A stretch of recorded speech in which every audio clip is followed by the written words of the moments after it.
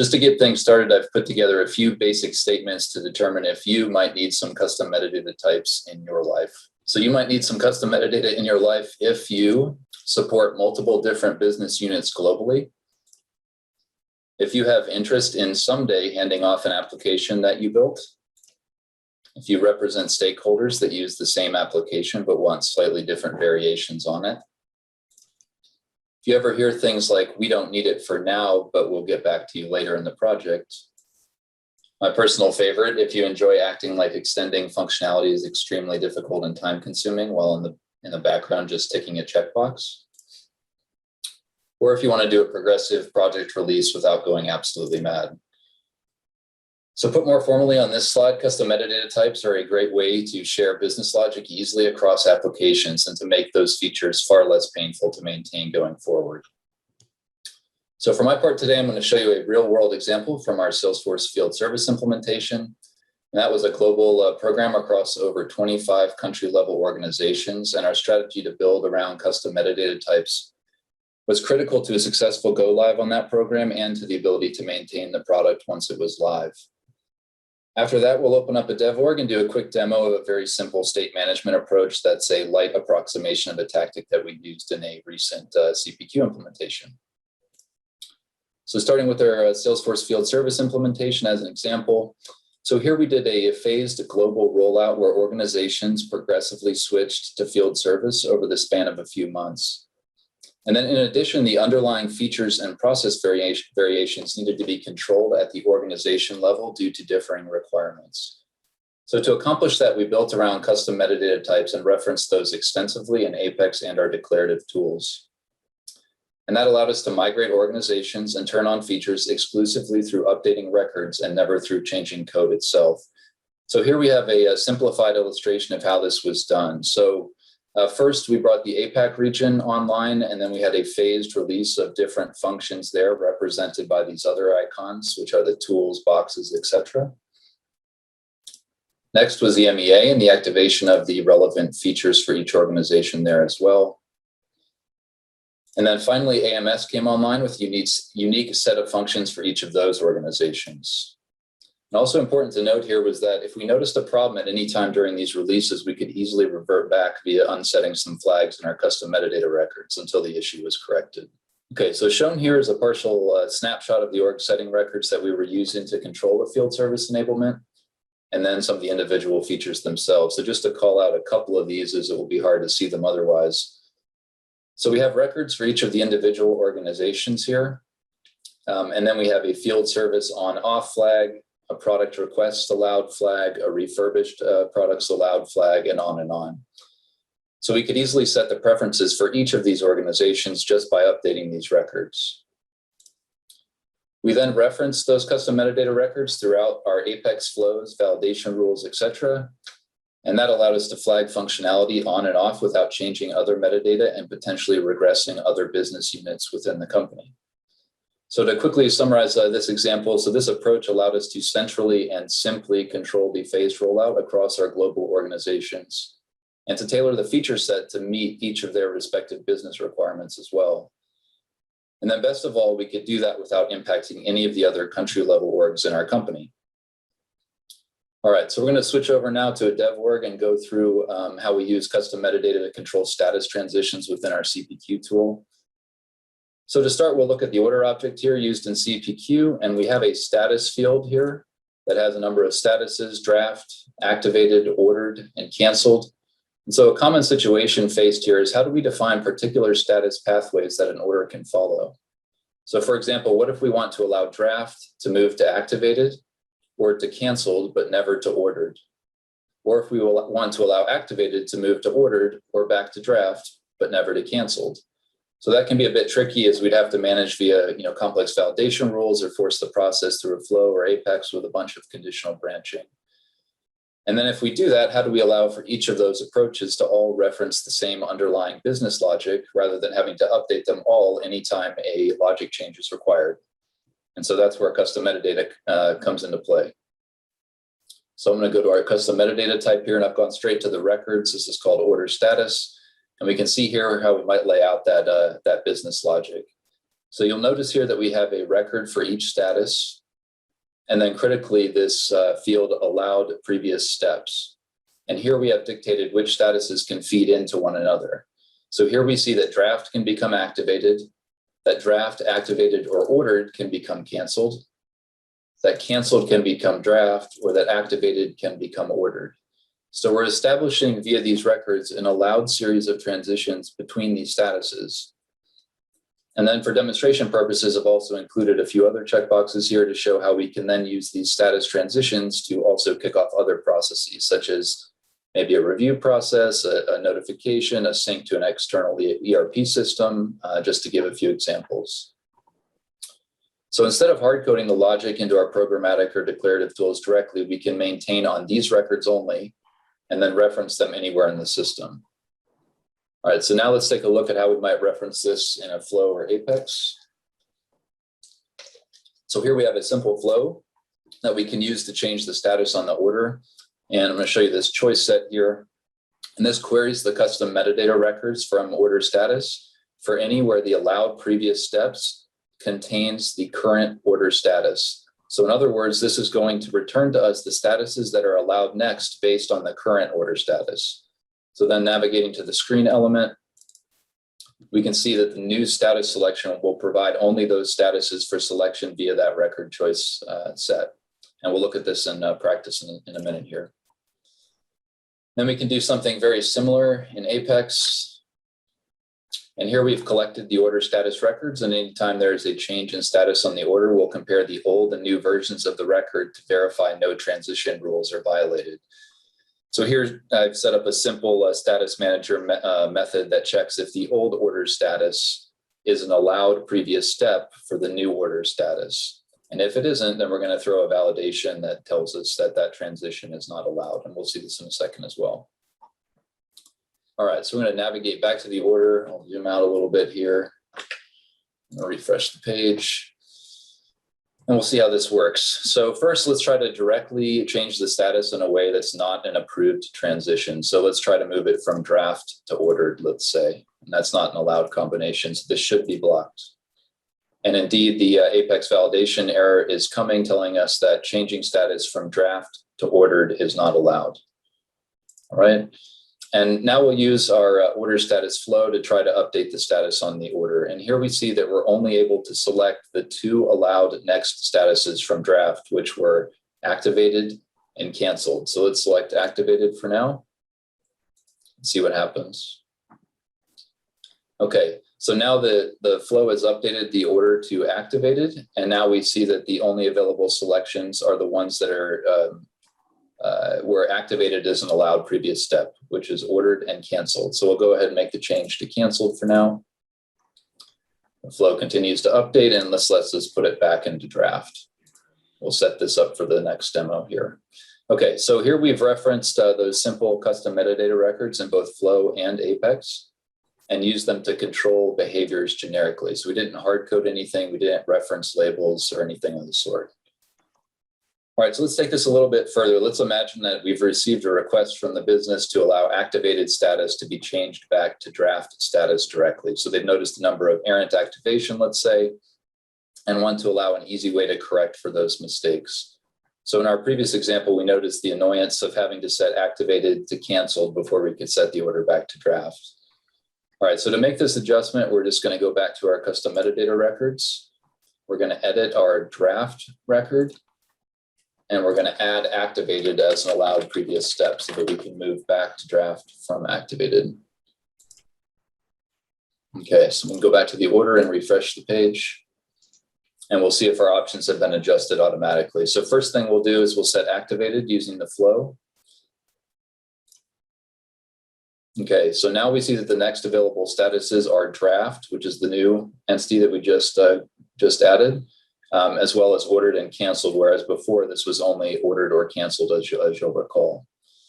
All right, so here, instead of setting this back using the flow, we'll try to set back directly from the page layout to verify that our Apex class has also picked up the change in logic. And remember, we didn't modify that at all. We've really already proved that in the flow, but we'll go ahead and show it here anyways. So previously, we would have gotten a validation error here. And let's see what happens now. So now this is a clear status transition. Okay, so here we fulfilled a simple request that otherwise would have been quite obnoxious to deal with, as we would have had to update our Apex class and our flow to include this new conditional logic. All right, we're going to take things one step further still. So, of course, one day later, the business comes back with an additional change request. And they want a new status called reactivated to use to denote that this order was previously activated and had to be reactivated for some reason. So this is a pretty silly example, and we should reject it outright, but we'll go with it for the demo.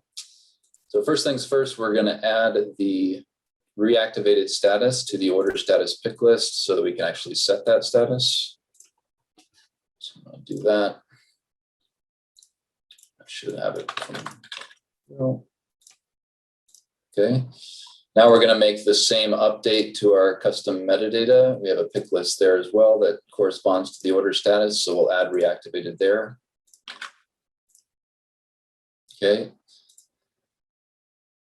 Now we're ready to create a new custom metadata record. So we'll go to the manage the records and we'll create a new one and we'll call it reactivated.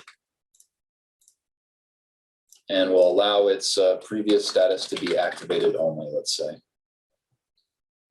All right, we'll save this, and now we should be ready to test this out on our order. Okay, so first thing, we'll move from draft to activated, and what we want to see is whether reactivated shows up as an available option now. And thankfully it does. So now we have draft, ordered, canceled, and reactivated the new record we just created. So I'm going to show you something a bit funny here. We'll set it to reactivated. And we'll notice that there is no next step available. And that's because we never set reactivated as an allowed previous step for any of those other statuses. So it's not able to transition anywhere and is effectively locked until we make that further adjustment. But for now, let's just say it's time to go home, and we'll fix that one tomorrow. Okay, so using this simple example, we've demonstrated a dynamic way to update business logic without touching code or declarative tools. And this ends up being very powerful for complex applications or processes especially. So the sky really is the limit here in terms of what you can do if you put in a bit of extra time up front to plan out how your logic may change or evolve over time. And I'll wrap it up there, but I want to point out that included in the slide deck are a number of good resources around custom metadata types, both from Salesforce and from blogs. So I encourage you to check those out and to start playing around with these approaches for your own implementations if you haven't already. Happy to help with any questions, and also feel free to reach out at any time on LinkedIn. And thank you for your time. I'll hand it off here. Thank you so much for that demo, Nick. I think it was pretty clear how the approach is superior to some of the alternatives. We don't actually have any questions showing up through the chat at this time.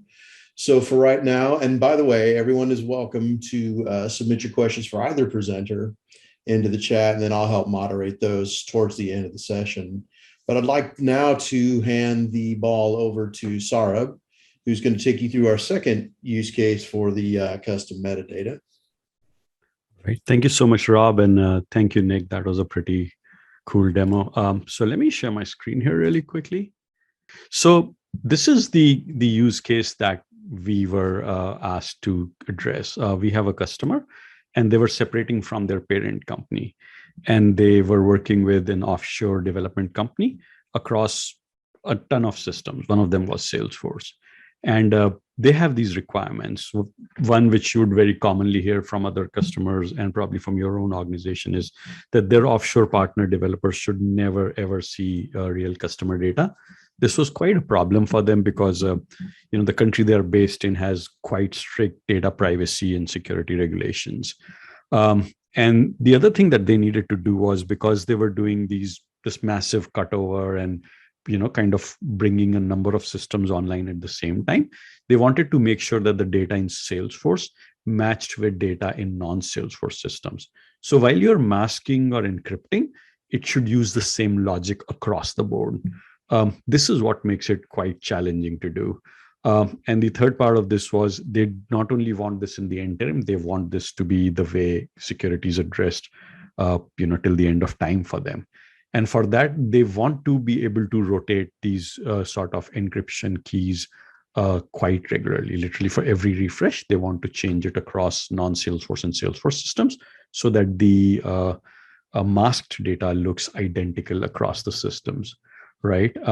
And they didn't want to like buy or deploy a third-party encryption key management thing and integrate it across the enterprise.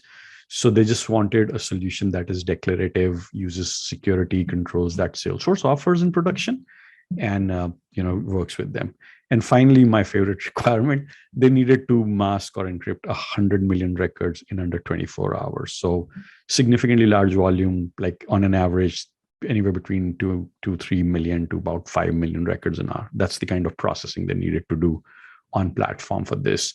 And the thing that is interesting about it from a custom metadata perspective is, back to kind of the Nick example of you may be a redneck if that's sort of a stand-up routine.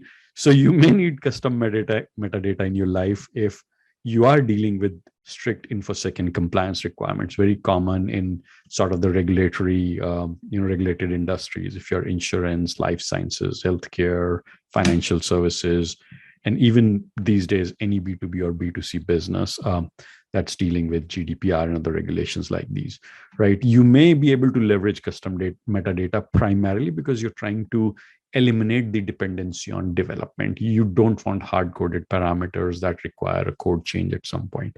To me, that is a significantly important aspect of what custom metadata allows our customers to do. And they wanted, in this particular case, wanted to ensure consistent data masking. So really at some level, a key type thing that is managed across multiple systems and support other security parameters along the same lines. Again, it needed to be declarative, which custom metadata is, as we'll look shortly.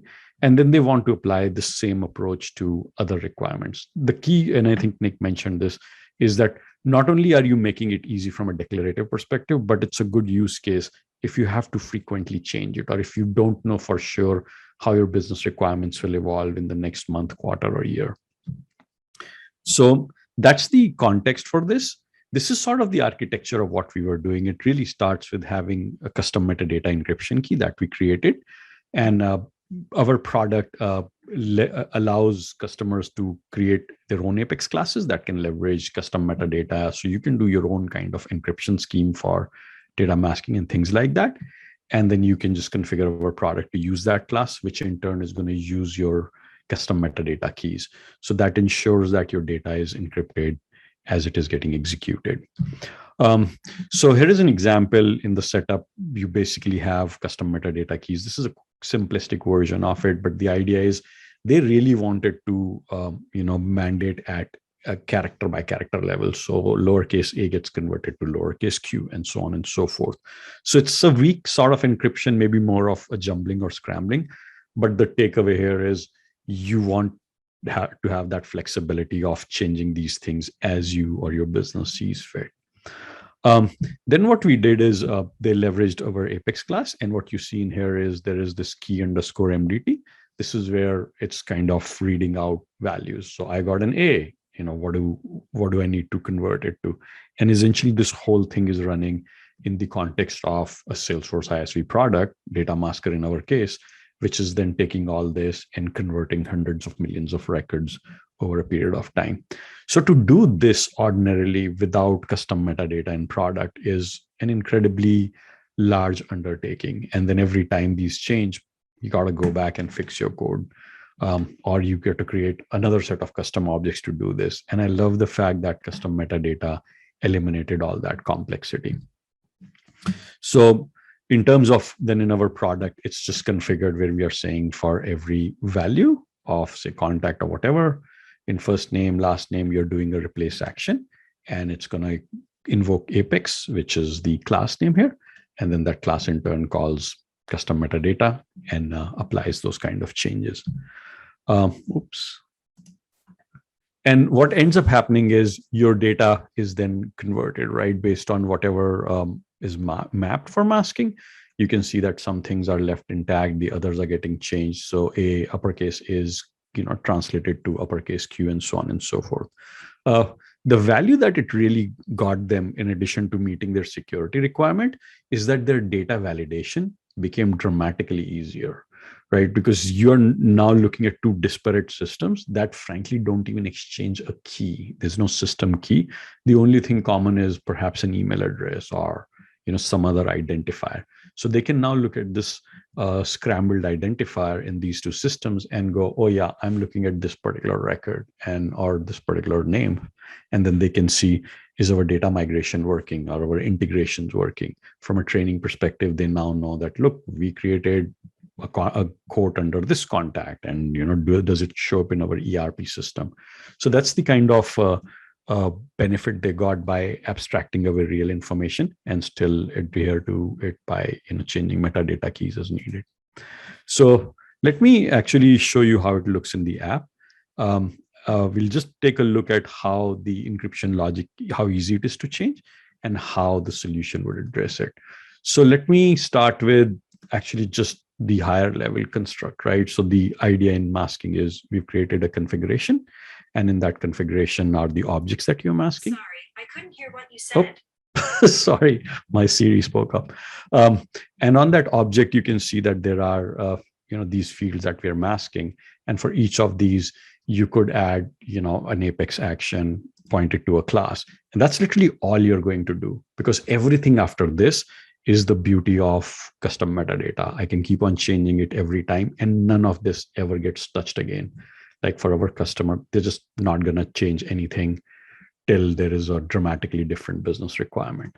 So once they've done this, and they can basically continue doing this, right? They can keep on adding new fields if they need to, and then just keep on, replacing values of whatever they want with, whichever field they want. So I'm going to just take, one of these fields here and say describe, and just kind of, put our class name here. And that's literally all we will do. And then what this does is when this thing runs, it's going to call our Apex class. And this is kind of where the custom metadata magic is happening. So when you are thinking about these kind of changing requirements, you can very interestingly leverage a combination of declarative, flow, process builder, or products like data masker here with a fragment of Apex and custom metadata. You can do very, very complex and interesting things, which dramatically reduce the ongoing technical maintenance to do these sort of functionalities. And here is how our custom metadata looks. As you can see here, you can define it here, and really all you have to do is, if I decide to, make changes, I'm just going to edit this and change my A to be X or whatever I want, and I save it. And I do this as often as I need to make changes to my encryption key. But this is now completely declarative, right? Your admin can do it. Your security folks can do it. You don't need developers. You don't need to put this in the development release cycle, go through the whole motion of everything, including testing, and do it. You can just really make these changes, run it in a sandbox type environment, test it really quickly, and see how it works. And here is an example where you can see I have one particular record here, which is kind of completely masked. And all of this stuff that you see here is then randomly generated or masked based on the Apex classes that we were talking about. So essentially, from a custom metadata perspective, you can leverage third-party solutions like Data Masker, which is running natively on Salesforce, and still ensure that you can meet very, very complex requirements. We are using an Apex class. So if you didn't want to do a simple A equals Z, and you have very complex, encryption crypto classes that you want to use, if you want to add what is known as a salt to your encryption, you can do that. What custom metadata and products like ours are doing is they're basically giving that power to your users who are not developers, right? This is the true sort of low-code way of making dramatic amount of security enforcement into your sandbox environments without altering other things. So some of the use cases that I think are really ideal when you talk about managing things with custom metadata is mappings, which is kind of what Nick was talking about, right? When you think of association between different objects. So you want to assign, if I get a case from, I'm in the hardware business, right? There's a physical device. If I get a case for this machine to be serviced, here is kind of the cities that I want to look at, right? A lot of that kind of logic that may or may not follow any kind of business rule. It's just like, today we are doing it this, tomorrow it may change. And where you need this sort of unstructured relationship to exist, custom metadata I found is a really good way of doing it. Similarly for business rules, where you want to have this sort of configuration functionality along with Apex code, like how we are doing. And you want to leverage that to really let your code in runtime be more data driven, where it's reading these things and doing it. Prior to custom metadata, a long time ago, we were creating custom objects, right? Or at least when I was not aware of them. And it was just harder because every new thing, we either kept on extending the same object or we kept on adding more objects and ate up all the custom object limit. And it was mostly a nuisance because I really needed 5, 10, 15 records. I don't need a full-blown Salesforce object, and custom metadata does that really well. The third use case, which is quite relevant, and I've actually helped one of our large Salesforce customers do that with custom metadata, is around these things like duties, VAT rates, and those kind of custom charges. Especially if you're doing business in Europe, in Asia, where these can be very, very unusual, very weird to make sense of why it is this way in Germany and why it is calculated a completely different way in Italy, depending on what product it is versus how it is in China. And custom metadata is another excellent feature in the platform to allow you to do this, to extend this out, to maybe have separate, tax mappings for LATAM, APAC, EMEA, or however your business is structured, and deal with that. The other two use cases are more security oriented. If you need to have an allow list, think of it as what is known as almost like a nicer version of an access control list, a more higher level version of it.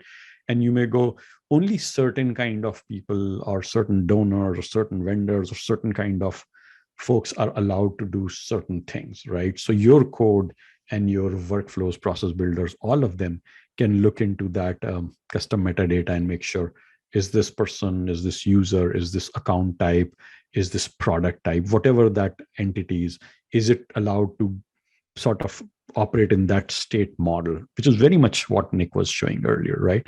And of course, finally, my favorite, secrets. You can store API keys, you can protect your custom metadata within the package and do things like that.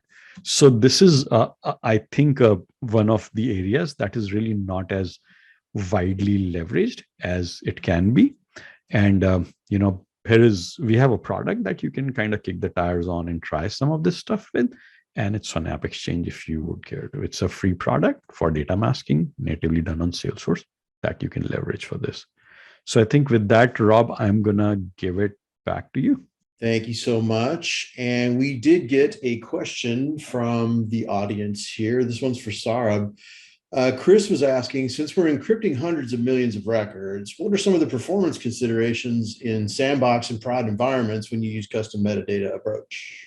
Great question, Chris. So we are really big on performance because we have very large, complex orgs that we are dealing with. So we use an approach that's a combination of several performance optimizations. We see anywhere between 2.5 million to 5 million records processed per hour. Again, it's sandbox, so nobody guarantees. There's no SLAs really for sandbox, right? From a platform perspective, but we see between 2.5 to 5. When we use Apex-based, this approach that I just showed, I think what we've typically seen is about 3 million records an hour. The other part of this is these are just sort of directional numbers because so much of it depends on the extent of masking, right? How many fields, how many records, what kind of things are we masking, so on and so forth. But typically between 2.5 to 5 with Apex, usually around 3 million. I'm curious, are there other questions on custom metadata or this larger topic? So I have a question that I wanted to kind of raise here because someone asked me this question earlier, and this was really around what are the use cases when you think about custom objects, custom metadata, and also cache in Salesforce. And I don't know if folks have come around that, but in architecture, that's a question that often comes up. I'm just going to put Nick on the spot and ask him if he has a perspective on that. So we used to use custom objects for all of this type of stuff. So this line of thinking was already in play. That got really sloppy to maintain and also to keep secure because, and also just the fact that you can package custom metadata, very helpful. You can test it and move it just as you tested it, as opposed to trying to say, in my sandbox, I've got this flag set, but I forgot to set that on deployment on my custom object in production. And so the whole thing breaks, right? So we just found it was very, very finicky and a lot easier to control with custom metadata. Obviously, there's some benefits too with, now with the static methods, you don't have to query at all, but the lack of taking up a SQL query was important at one point, sadly, for us. So we kind of switched over entirely from custom objects to custom metadata. Cache, don't use a whole lot. Use on the community for a different use case, mostly for, I think it's labels that have been translated and stuff, just to keep the performance up to customer expectations. But we don't use platform cache too much other than that. Do you see a custom metadata more in use with like process builder and flow or Apex? So I'm gonna say something. I don't know if I'm supposed to say this here. This is not a sponsored statement, but don't use process builder anymore, please. No, so I'm allergic to process builders, so I'm a big flow Natick, flow HANA, whatever all the tags are. We use it in flows all the time now, and I it does take a lot of extra time up front, to be honest, to kind of think in this generic sense. And for some projects, you're just up against the time limit and you're not going to put in that kind of investment. But for some where you're like, if you've been around your business for a while and you've been around these types of solutions for a while, you're going to know where the alarm bells will start going off as to, okay, I better not build this in a static way. I need to build this in a way where somebody, this can be handed off and somebody else can maintain and build upon this going forward. That's whenever there's the space to do it or the need, and we need push back and create that, say we need to do it this way, we need a little bit of extra time, then we'll go ahead and use it almost all of our flows. So just as an example, we built a full featured mobile application for FSL. So if you have any, or SFS, sorry. So if you have any field service people out there, they'll know how it's a little bit tricky to build separate flows for the mobile application for everything, but every single function in that mobile application is controlled by custom metadata. And the reason is that Germany will say, we want to use that. And Switzerland will say, we don't want to use that. And then a day later, literally during UAT, Switzerland will come and say, I like how that looks for the Germans. We want it in our organization.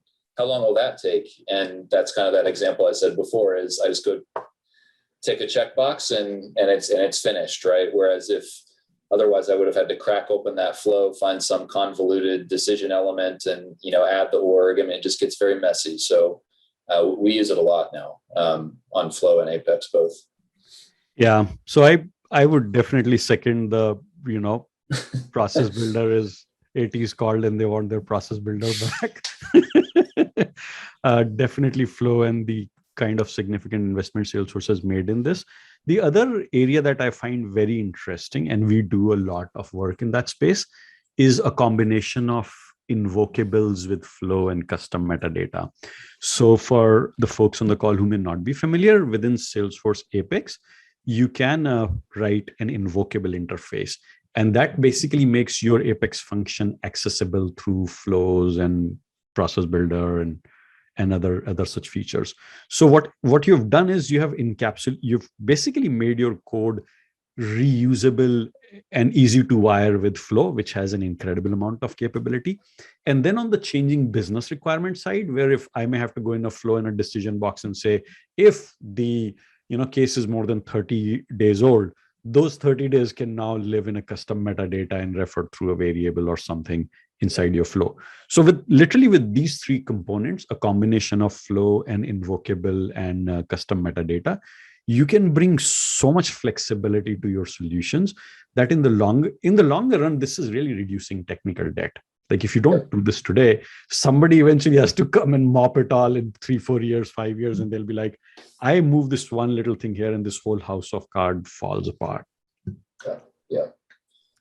So, I believe Winter 22 also, sorry, the invocable, I believe those invocables are referenceable outside of Flow now in Winter 22. I don't know if anybody on the call has played with that yet, but I did see that announcement. I think Alex Edelstein had it on Unofficial SF. Another highly recommended resource. Yeah. I did not know that. So because what we do is like with our product, everything is exposed as an Apex function, as a REST endpoint, and a lot of it is also exposed as a flow because that makes it easy. We do a lot of work in privacy, security, data masking, right to be forgotten, all that consent management. So I've spent so much time in the enterprise architecture space and a lot of it at Salesforce, meeting a lot of Salesforce customers. So this is getting recorded, but just so you know, I have seen a lot of, Salesforce implementations gone bad. Unfortunately, that was one of the times when I was called in. And so I can definitely tell you a lot more of what not to do just based on this front row seat to so many of these train wrecks. There is a bit of thinking around how we do data modeling and a far deeper level of thinking around how you can leverage custom metadata, flows, invocables.